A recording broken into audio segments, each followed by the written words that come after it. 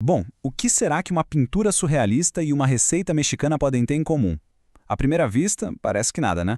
Mas, olha, as duas coisas mostram algo fundamental sobre como a gente usa a linguagem para entender e dar sentido ao mundo. Dá uma olhada nessa imagem aqui. É um quadro de 1937 do artista belga René Magritte. A gente vê um homem de costas olhando para um espelho. Mas tem alguma coisa muito errada aí que quebra totalmente a lógica do que a gente espera ver. A pergunta vem na hora, não é? O que exatamente está estranho aqui? Porque, normalmente, um espelho refletiria o rosto da pessoa. Simples assim. E é aí que está o truque. O espelho não reflete o rosto. Ele reflete a mesmíssima imagem que a gente já está vendo, a nuca do homem. Isso causa um certo desconforto, uma quebra de expectativa. Então, a grande sacada do Magritte é esta. Uma pintura não é a realidade. É só uma representação dela. E essa mesma ideia de representação se encaixa perfeitamente na maneira como a gente usa as palavras.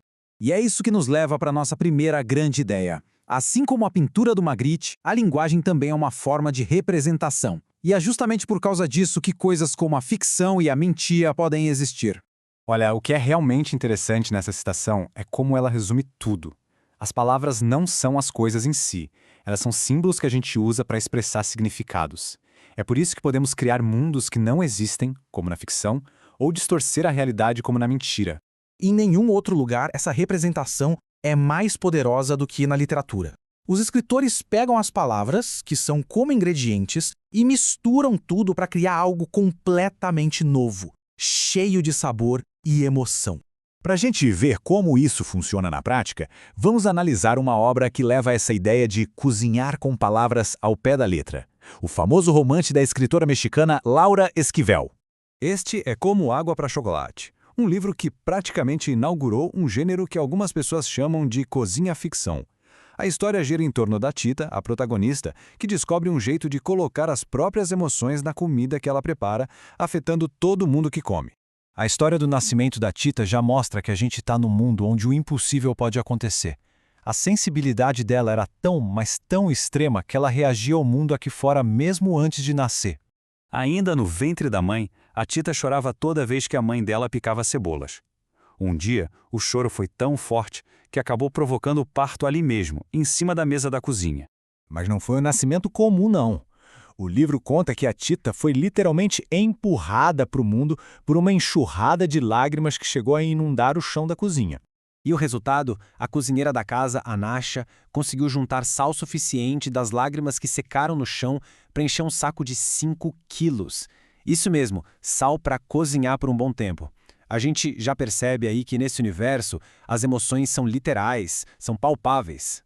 A partir daí, a vida da Tita se mistura com a cozinha de um jeito muito profundo. E a linguagem do livro reflete isso, dando vida até mesmo para os objetos. A grande tragédia da vida da Tita é uma tradição de família. Como ela é a filha mais nova, ela não pode se casar com seu grande amor, o Pedro. O destino dela está traçado. E é aqui que a mágica acontece. Quando a mãe dela dá a notícia, o livro não diz apenas que a Tita ficou triste. Ele diz que a Tita e a mesa souberam que seu destino não podia ser mudado. O nome disso é personificação. É uma figura de linguagem que dá vida e sentimentos a algo que, na verdade, não tem, como uma simples mesa de cozinha. Então, vamos analisar isso aqui. No sentido literal, a mesa é só madeira. Mas, no sentido figurado, ela se torna uma cúmplice, uma confidente que absorve as lágrimas da Tita e compartilha do sofrimento dela. A linguagem cria uma camada de significado muito mais profunda. E esse exemplo da Tita e da mesa nos traz de volta a ideia principal. A linguagem figurada, como a personificação, é uma ferramenta essencial que nos permite ir muito além do óbvio. É através dela que a gente consegue comunicar sentimentos supercomplexos, criar relações novas e inesperadas, como entre uma garota e uma mesa, e deixar nossa comunicação bem mais rica. Basicamente, a linguagem figurada nos ajuda a expressar aquilo que as palavras literais, sozinhas, não dão conta. E para fechar o ciclo, o próprio título da obra é um exemplo perfeito disso. Não é só um nome poético, tem mais coisa aí. Como água para chocolate é um ditado popular. Ele se refere à água no ponto exato de fervura, aquele ponto ideal para fazer chocolate quente. E isso descreve com perfeição a personalidade da Tita, sempre no limite, fervendo de paixão, de raiva, de amor. No fim das contas, tanto a pintura de Magritte quanto a história de Tita nos ensinam a mesma lição. A linguagem não é um espelho perfeito da realidade.